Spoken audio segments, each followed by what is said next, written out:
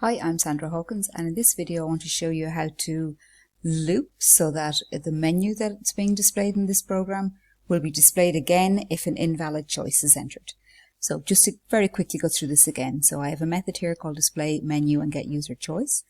I've declared an instance of scanner, and I've just realized in the previous video I haven't closed the scanner, so I'm going to pop that in there now. A very common thing that I do, or not do as the case may be. Scanner.close. Now, I have a scanner object here, use delimiter. It's saying to read until it gets to the end of the line. Just it prevents errors being caused when you're reading in strings and numbers and mixing them about. I have a menu here I'm displaying to the user. 1 to do whatever, 2 to do whatever, 3 to do whatever. A prompt, please enter your choice. A variable to hold the choice in. Try the following bit of code. I'm aware that this scanner.nextInt might throw an exception, especially if the user doesn't input an int. If it throws an exception, it will go down here to the catch block. The exception is called an input mismatch exception. And if that does occur, I'm printing out an error and then I'm reading in again. Oh, sorry, that line is preventing an error. It's reading the next token. There's just an issue when you enter in a string when an int was expected. So that gets over that. And then I'm reading in the int the second time. So I'm going to end up removing that line. Just for a minute, I'll leave that there. So what I want to do is I want to do all of this. If there's a problem, I want to do it all again. So I'm going to tab that over, and the solution for that is a do while loop. So do all of that code, do it all while, and I need a condition in here, and I'm putting in a semicolon there at the end of the while. The do while loop requires a semicolon. So what I want to do is do this again while the user didn't input an int. So I need a boolean to control this loop. So what I'm going to do up here, I'm going to declare a boolean. I'm going to call it isValid. I'm going to start off isValid is false.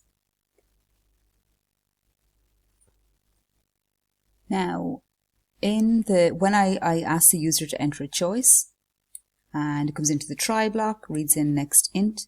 If there was an issue, it will jump to the catch. If the user did input an int, so there's no issue there, it will go to the next line here. So what I'm going to do is just to give that boolean a value. So is valid. If it gets to this line of code here, we know that everything is okay. So is it valid? Yes, that's true. But if it jumps down to the catch, then I'm going to set is valid is false. And my while loop is going to go again while is valid equals false. So you need equals for a comparison. So a single equals is for assigning a value to a variable, equals is for a comparison. And what I want to do, because it's going to go again, and by going again, it'll display the menu again, it'll read in the next int. I don't need that line there, so to read in the int in the catch, because it's going to loop again and get it there on line 33. So I'm going to delete that. Now I'm going to run that to see how that goes. So firstly, everything okay. Enter a number 2. You entered 2. Okay, the program has stopped there because that was valid. Do whatever you want with the 2. I'm going to run again. And if I enter maybe G, an error occurred. Please enter a whole number. So now it goes again. If I enter 6, you entered 6. So I'm just going to add on to this as well. If I only want the user to enter between 1 and 3, I'm going to add that into the condition there as well.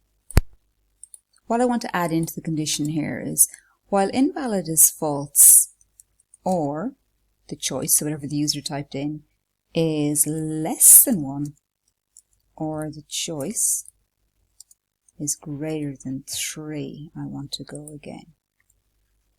Now, choice. Okay, so choice is declared inside the do while, so it can't be seen outside of those curly brackets. I'm just going to move that up. Oh, I can drag. We'll just move that up there, just before the do while loop. So now it will be visible inside the condition. Sorry, just tidying this up. Okay, let's give that a go. So firstly, make sure everything's okay. If I input 3, that's okay. You entered 3. My program stops saying, so I'm going to do whatever with that menu choice. And now if I enter a letter, an error occurred. Please enter a whole number. And if I put in 6, you entered 6. So I could just change the output there, so that's okay. Please enter your choice. If I put in 0, it's going again. 4, it's going again. 1 works okay. Tested 2 there already. Just to test 3 to make sure that's okay. You entered 3. Okay, so one last thing here. An error occurred. Please enter a whole number between 1 and 3. And last test now. Please enter a choice 4. You entered 4. Please enter your choice. Oh, that didn't appear there. So what I would need, please enter a whole number. I'll just go back there.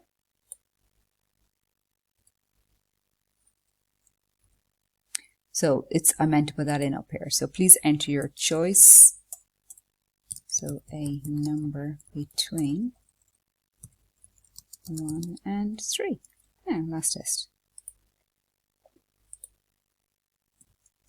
3 is okay. Just run it again. Put in 0. Goes again. 4. It goes again. And 2 will stop it. Okay. So I just put in a colon there. Now, that example that I have there shows you how to do a do while menu. And there's quite a long condition in here. It will go again if is valid is false. So that's set in the catch. So if the user didn't input a whole number, it will go again if the choice is less than 1, so 0 or a negative number. It'll also loop again if the choice is over 3, so 4 or higher. So that just shows you an advanced do while loop.